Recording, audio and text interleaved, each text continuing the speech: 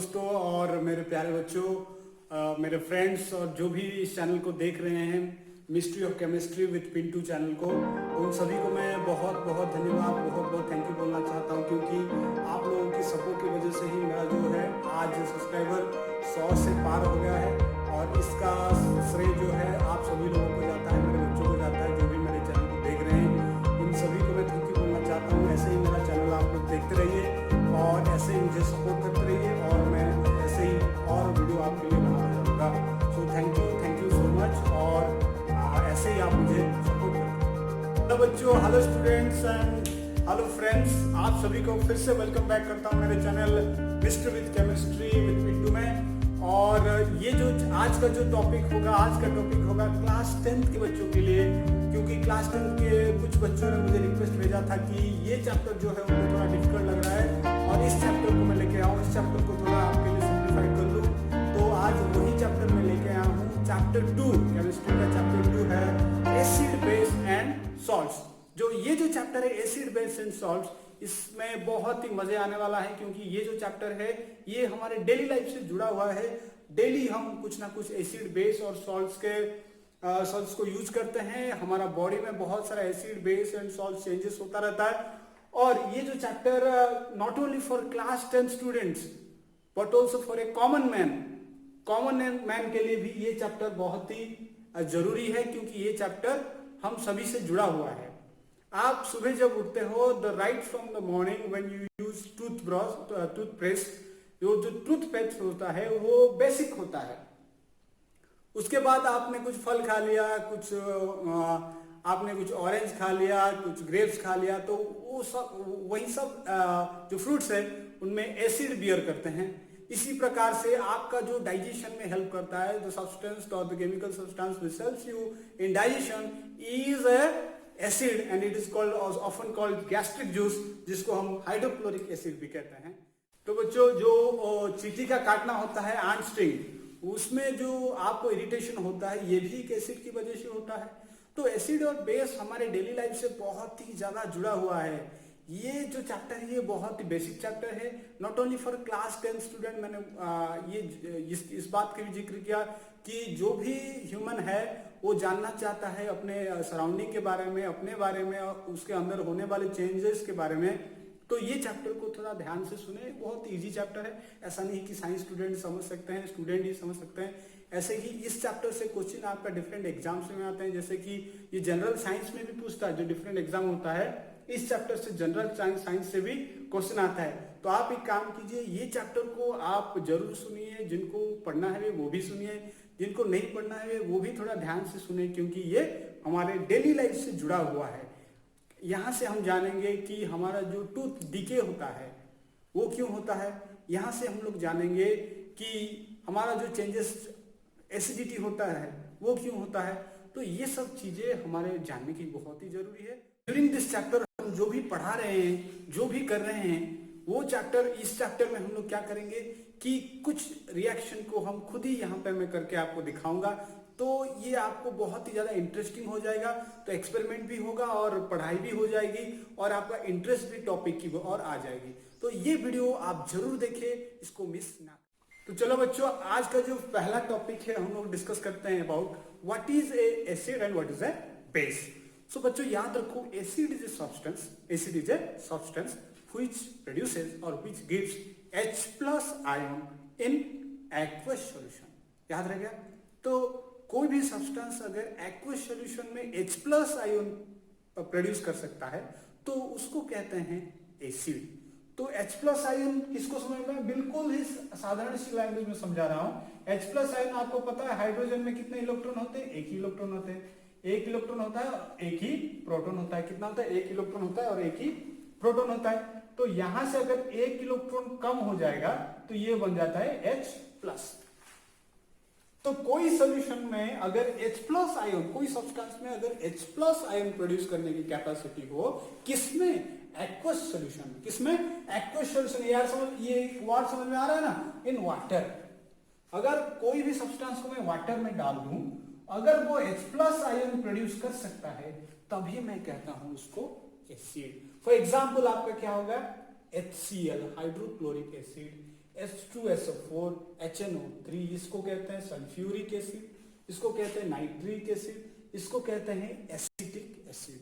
तो आपका क्या होता है, जब मानो ये वाटर है, वाटर में हमने हाइड्रोक्लोरिक एसिड का एक सॉल्यूशन ऐड कर दिया, तो क्या होता है बच्चों, उसमें जो HCl है वो HCl क्या बन जाता है, H+ हो जाता है, और उसमें क्या आयन रहता है, Cl- हो जाता है। तो HCl से क्या बनता है, H+ और Cl-। तो इसका जो एक इलेक्ट्रॉन था, ये इलेक्ट्रॉन क्लोरीन के पास चला गया, इसीलिए ये बन गया अब Cl- और ये रहेगा H+। मतलब HCl सॉल्यूशन में H+ आयन प्रोड्यूस कर सकता है, तो इसीलिए ये एक एसिड है। सिमिलरली H2SO4 अगर ले जाऊं, तो अगर H2SO4 में ले जाऊं, H2SO4 ले जाऊं, तो क्या होता है, वो H2SO4 क्या देता है, H+ देता है, इसके साथ क्या देता है, SO4 देता है। आप पता है SO4 सल्फेट आयन का चार्ज कितना है, 2- होता है, तो यहां से 2H+ इसी प्रकार अगर मैं एसिटिक एसिड ले लूं, एसिटिक एसिड CH3 क्या होता है, CH3COOH होता है, तो ये बन जाएगा CH3COO-, इसके साथ ये प्रोड्यूस करेगा H+। तो कोई भी सब्सटेंस जब H+ आयन प्रोड्यूस कर सकता है, उस सब्सटेंस को हम कहते हैं एसिड। समझ में आ गया। और ये जो है जनरल मेथड है, एसिड को हम कैसे आइडेंटिफाई कर सकते हैं, ये मेथड होता है बाय इट्स टेस्ट।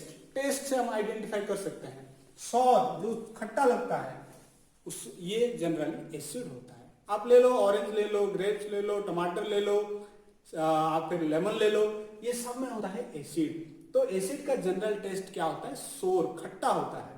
तो अभी हम चलते हैं टुवर्ड्स बेस। तो what is a base?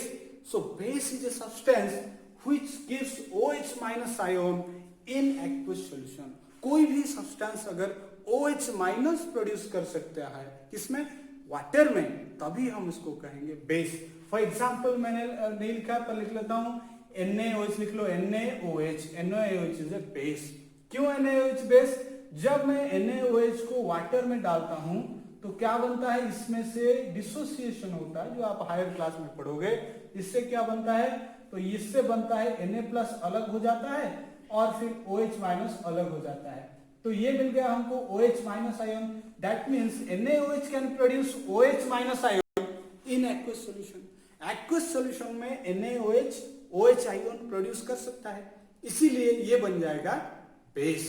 Similarly मैं लेता हूं KOH, पोटेशियम हाइड्रोक्साइड। ये भी आपको पता चल गया होगा कि ये दे सकता है K+ और OH-, तो ये बन गया आपका बेस। तो KOH ये हो गया आपका बेस।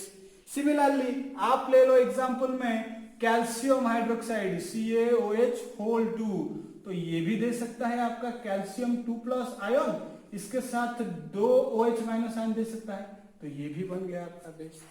तो आपसे इससे समझ आ गया होगा कि कोई भी सब्सटेंस जब एक्वस सॉल्यूशन में H+ आयन प्रोड्यूस कर सकता है तो उसको एसिड कहेंगे, और कोई सब्सटेंस जब एक्वस सॉल्यूशन में OH- आयन प्रोड्यूस कर सकता है तो उसको हम बेस कहेंगे। तो ये जो कॉन्सेप्ट है, ये कॉन्सेप्ट आर्हेनियस ने दिया था। इसको Arrhenius concept of acid and base कहा जाता है। ये आप 11th में और डिटेल में पढ़ेंगे। तो जैसे कि हमारा एसिड का टेस्ट क्या होगा, test of acid is sour, खट्टा होता है। सिमिलरली बेस का टेस्ट क्या होता है, अल्कालाइन होता है या फिर बिटर होता है। अल्कालाइन या फिर जो ब्लड होता है, ब्लड का टेस्ट, आपने कभी ब्लड को टेस्ट किया है? जो ब्लड का जो टेस्ट होता है उसी प्रकार का टेस्ट होता है आपका बेस का। तो ये आपका हो गया about definition of acid and base.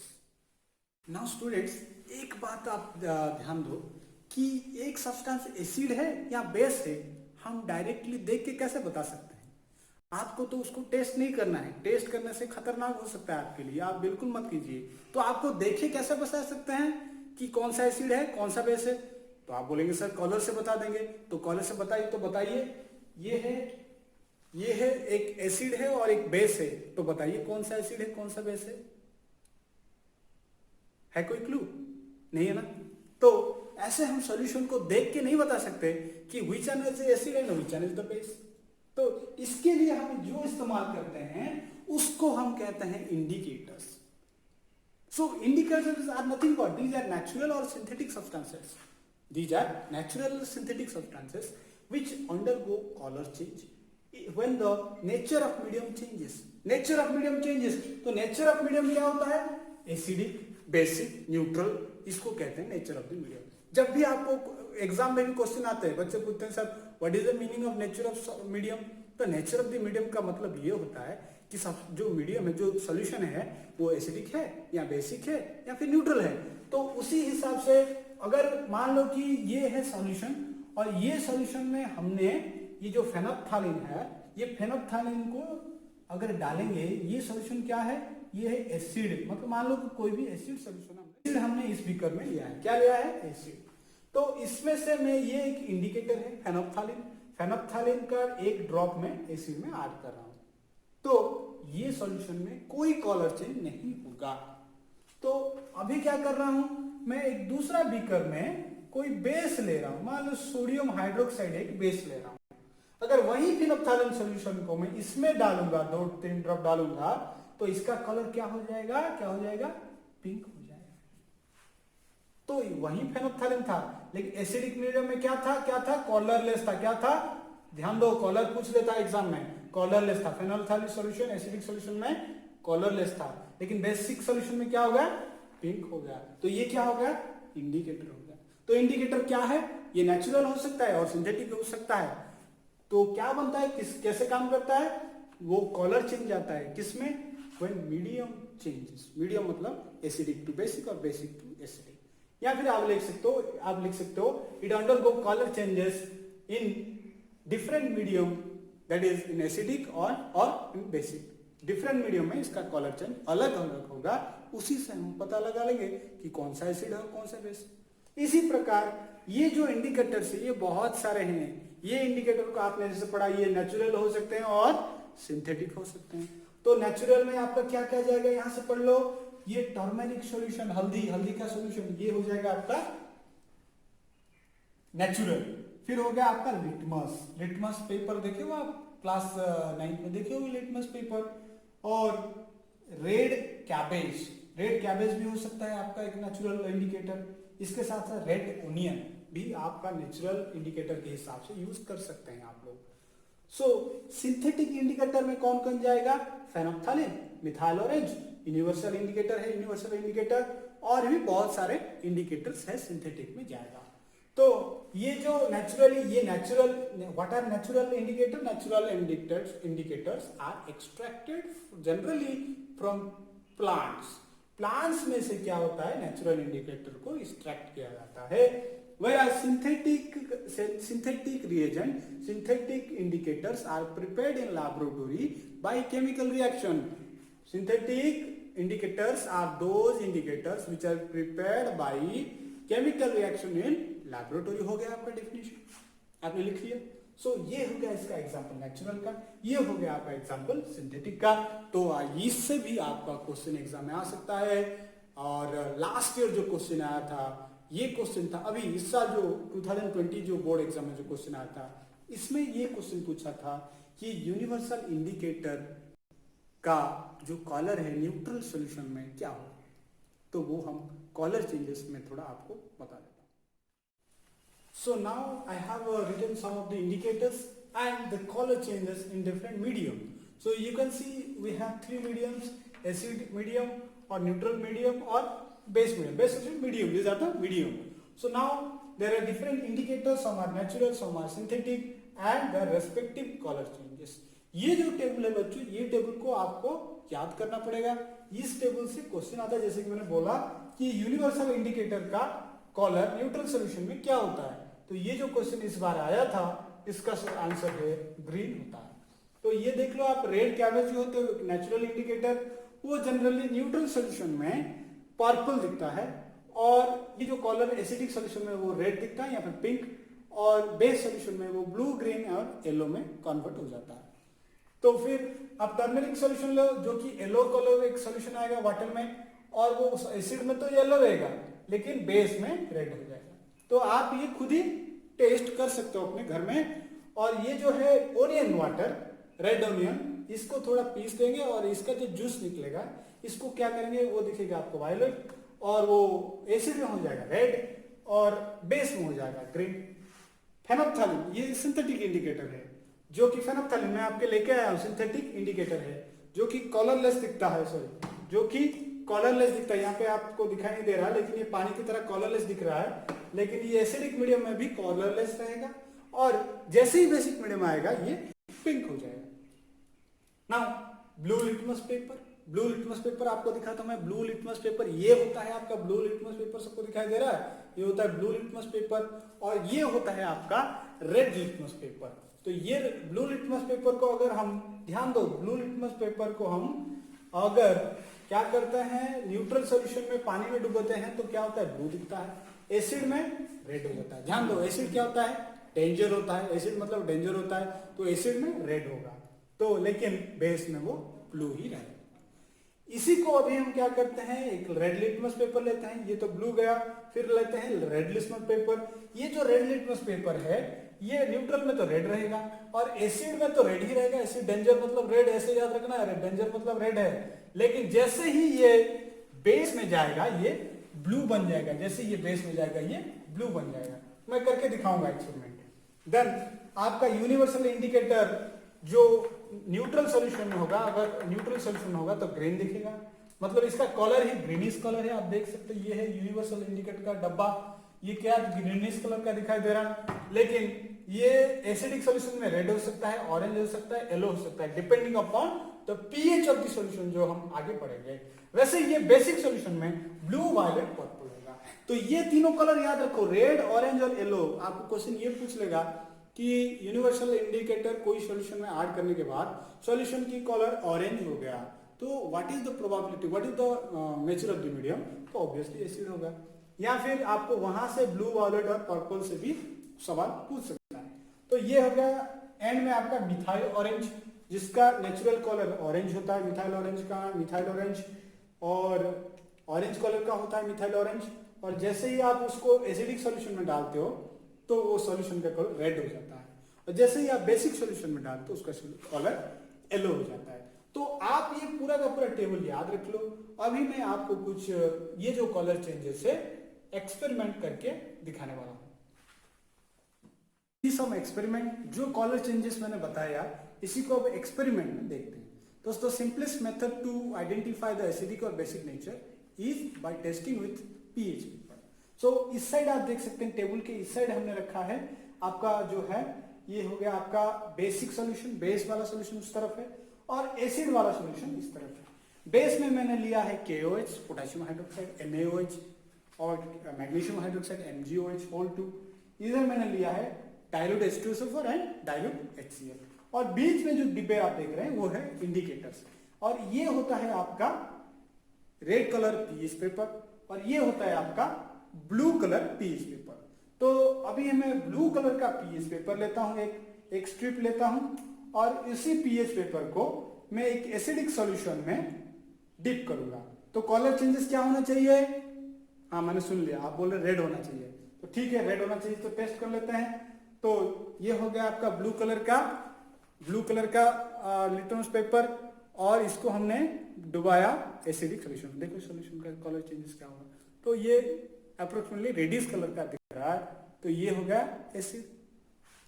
तो अभी पूछेंगे सर ब्लू कलर का रेड हो गया, अभी वही ब्लू कलर का मैं एक लेता हूं स्ट्रिप, और इसी को मैं ऐड करूंगा इन्हें बेसिक सॉल्यूशन, एक बेस वाला सॉल्यूशन में मैं ऐड करता हूं। तो ये मैंने लिया है अमोनियम हाइड्रोक्साइड, ये भी एक बेस होता है NH4OH। तो बेस में ब्लू लिटमस पेपर क्या होगा, रेड नहीं ब्लू ही रहेगा। तो मैं अभी डिप कर रहा हूं, देखो कोई कलर चेंजेस हुआ नहीं हुआ। तो ये होता है आपका बेस। तो मतलब ब्लू लिटमस पेपर को अगर बेस में डालेंगे तो कोई कलर चेंजेस नहीं होगा। तो इसी ब्लू लिटमस पेपर को मैं अभी एसिड में डालता हूं, ये रहा मेरा HCl, तो इसमें मैंने डिप किया, देखो नीचे वाला कलर देखो, मार्क करो, ऊपर का कलर देखो, नीचे का कलर देखो, तो हो रहा है रेडिश। तो ये आपका याद रहेगा कि ब्लू लिटमस पेपर को अगर हम एसिड में डालेंगे तो वो रेड हो जाएगा, लेकिन अगर वही ब्लू लिटमस पेपर को हम बेस में डालते हैं तो कोई चेंजेस नहीं होगा। सो अभी रेड में करते हैं। तो मान लो मैंने लिया एक red litmus paper, red litmus paper. तो इसको हम किस में डालेंगे, बेस में डालेंगे। तो कलर क्या होना चाहिए, ओ ब्लू होना चाहिए। So very good. सो ब्लू होना चाहिए, तो ब्लू में लेता हूं एक सोल्यूशन, इसमें से बेस। तो मान लो मैंने ले लिया सोडियम हाइड्रोक्साइड, तो ब्लू को, अरे रेड ब्लू हो गया। रेड लिटमस पेपर अगर मैंने सोल्यूशन में डाला तो आप देख सकते हैं ये ब्लू हो गया। तो ये हो गया आपका बेस। सो बढ़िया, आप सीख गए सब कुछ। सो अभी हम इंडिकेटर थोड़ा इस्तेमाल करते हैं। तो ये हो गया मेरा फेनोप्थैलेन सॉल्यूशन। दिख रहा है यहाँ पे लिखा है फेनोप्थैलेन सॉल्यूशन। सो फेनोप्थैलेन का सॉल्यूशन क्या होता है, कलरलेस होता है। किस कलरलेस होता है, तो एसिड में क्या होगा, कलरलेस रहेगा। लेकिन बेस में डालते ही बेस का सॉल्यूशन क्या हो जाएगा, पिंक हो जाएगा। लेट अस सी, ये एक एसिड है, अब देख सकते हो डाइल्यूट HCl है। इसमें हमें थोड़ा सा ड्रॉपर में डालना चाहिए, तो डाल दिया मैंने। तो क्या होगा इसका कलर, अरे कलरलेस है, कोई चेंजेस हुआ, कलरलेस ही है। तो अभी यही फेनोप्थैलेन को मैं एक बेस सॉल्यूशन में डाल रहा हूँ। ये बेस सॉल्यूशन जो कि कलरलेस दिख रहा है, और ये हो गया आपका फेनोप्थैलेन। सो वाओ, ये हो गया आपका पिंक कलर। देखिए पूरा सॉल्यूशन पिंक कलर में चेंजेस हो रहा है। एक ड्रॉप काफी है, हो गया, सबको दिख गया। तो फेनोप्थैलेन का कलर एसिड में क्या रहेगा, कलरलेस। लेकिन बेस में जैसे ही डालेंगे तो क्या हो जाएगा, पिंक कलर हो गया। तो ये आप समझ गए। तो दूसरा क्या टेस्ट और करेंगे।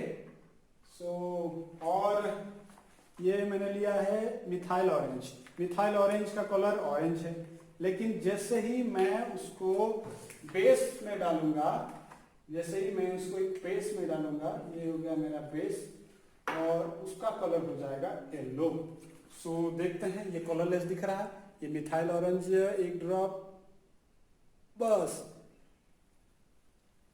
दिख रहे, येलो हो गया ना, येलो कलर दिख रहा है। और एक ड्रॉप डालो, सो वाओ, और एक कलर, तो हो गया येलो। तो ये आपका हो गया मिथाइल ऑरेंज, येलो हो जाएगा किसमें, बेस में। तो सॉल्यूशन का कलर बेस हो, अगर मिथाइल ऑरेंज डालने के बाद येलो हो जाए तो क्या होगा, बेस होगा, ठीक है। सो अभी मैं थोड़ा डाइल्यूट HCl ले रहा हूं, तो इसमें डालने से क्या होगा, रेड होना चाहिए। रेड नहीं हुआ तो ये जिसने थ्योरी दिया वो गलत हो जाएगा। तो आजा, हाँ 2 ड्रॉप डाल दिया, देखिए रेड हो गया, रेडिश कलर आ रहा है कि नहीं। तो ये हो गया आपका कलर चेंजेस।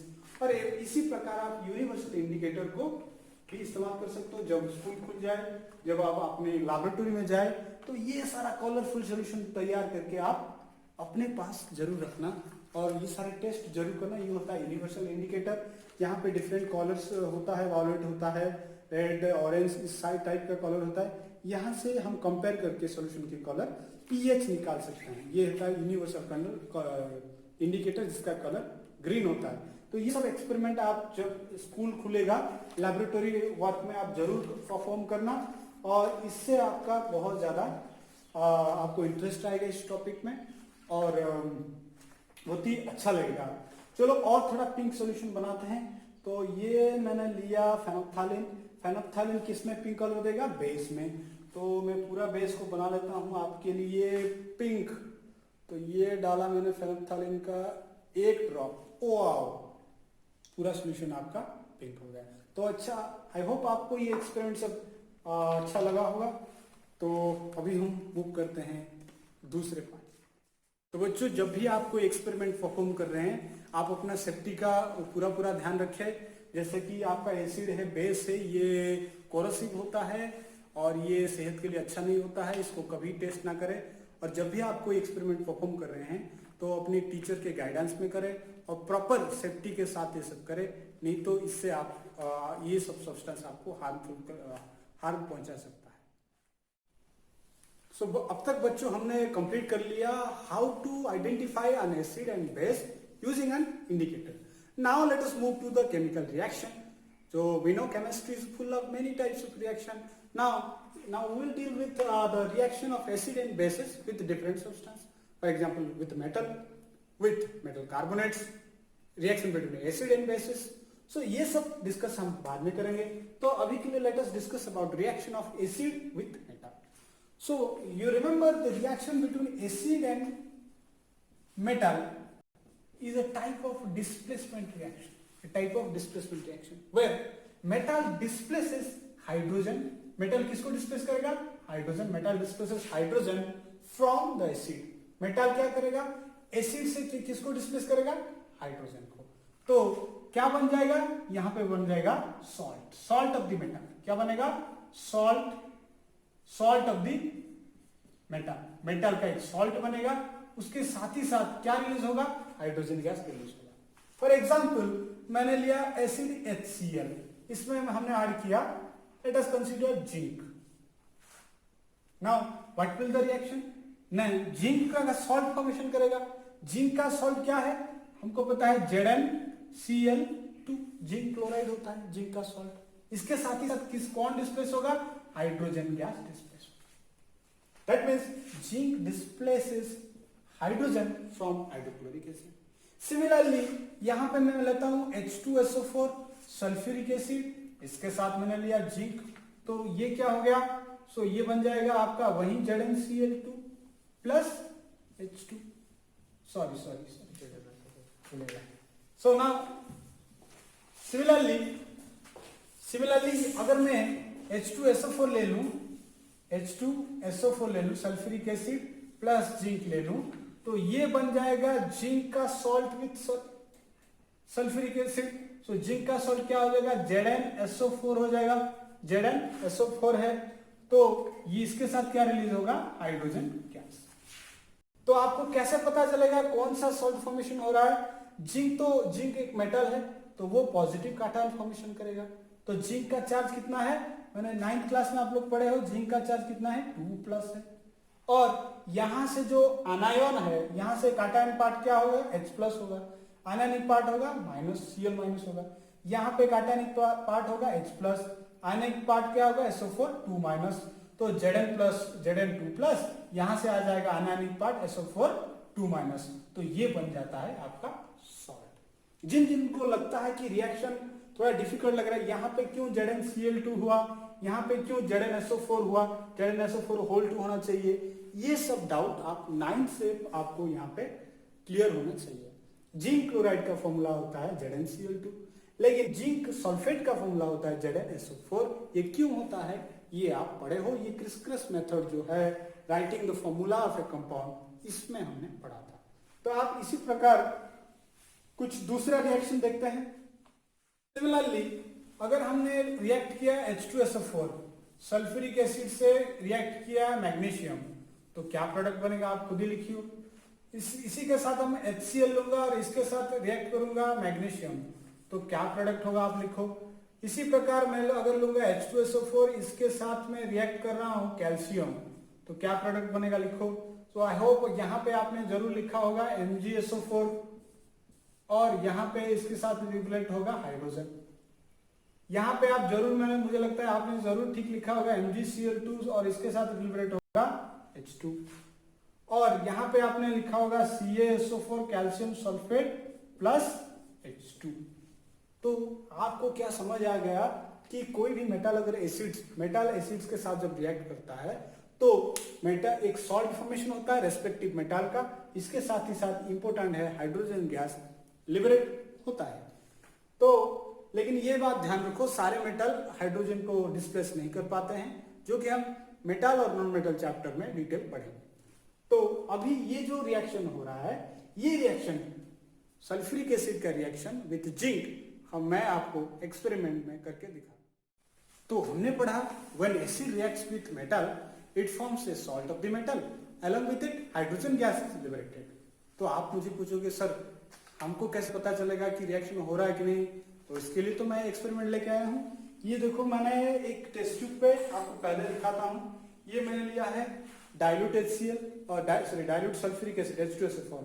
सो डाइल्यूट सल्फ्यूरिक एसिड को मैंने क्या किया, ये है मेरा जिंक ग्रानुल, जिंक मेटल, ये एक सिल्वर कलर का मेटल होता है। तो ये जो जिंक मेटल है मैं इस डाइल्यूट सल्फ्यूरिक एसिड के साथ ऐड कर रहा हूं, देखता हूं क्या रिएक्शन होता है। सो आप देख सकते हैं कि मुझे पता नहीं क्लियरली, यहां से जबरदस्त गैस निकल रहा है, जबरदस्त गैस निकल रहा है, दिखाई तो दे रहा है, मुझे तो क्लियरली विजिबल हो रहा है, आपको दिखाई दे रहा है। तो देख सकते हैं आप, तो ये जो गैस लिबरेट हो रहा है, ये गैस क्या है, हाइड्रोजन गैस है। तो मैंने बताया था कि खाली बोलने से नहीं होगा, साइंस में दिखाना पड़ेगा कि एक्चुअली रिएक्शन हो रहा है कि नहीं। मुझे तो जबरदस्त दिखाई दे रहा है, रिएक्शन चल रहा है। तो अभी मैं क्या कर रहा हूँ, ये रिएक्शन हाइड्रोजन और दूसरी तरीके से आपको दिखाता हूँ। ये मैंने लिया डाइल्यूट HCl, ये मैंने लिया डाइल्यूट HCl, इसमें मैंने डाल दिया कुछ जिंक ग्रैन्यूल्स, जिंक मेटल। सो अभी विगरस रिएक्शन होना चाहिए, तो रिएक्शन हो रहा है, मुझे लग रहा है जबरदस्त रिएक्शन हो रहा है। तो यहां से मैं क्या कर रहा हूं, इसको बंद कर देता हूं। आपको दिखाई दे रहा है कि नहीं मुझे पता नहीं, लेकिन बहुत ज्यादा गैस लिबरेट हो रहा है यहां से, आप देख सकते हो। और इसको मैं पानी में देखो तो बाउल्स फॉर्मेशन हो रहा है बाउल फॉर्मेशन। तो कितना जबरदस्त गैस निकल रहा है यहां से। तो ये गैस हाइड्रोजन है, कैसे पता चलेगा? तो आपको अभी क्लियरली विजिबल हो रहा है कि जो हाइड्रोजन गैस है बहुत ही विगरसली रिलीज हो रहा है।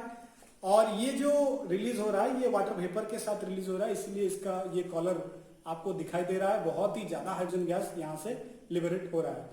तो अभी हम इस पे आग लगा के देखते हैं कि क्या होता है।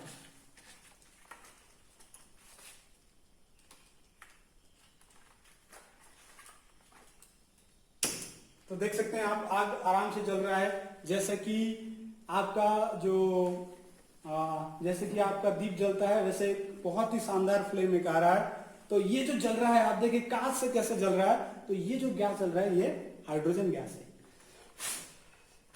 अभी आप कितना भी कोशिश कर लो इसके फूकने की, लेकिन ये बुझाना थोड़ा मुश्किल है, क्योंकि hydrogen is a good fuel.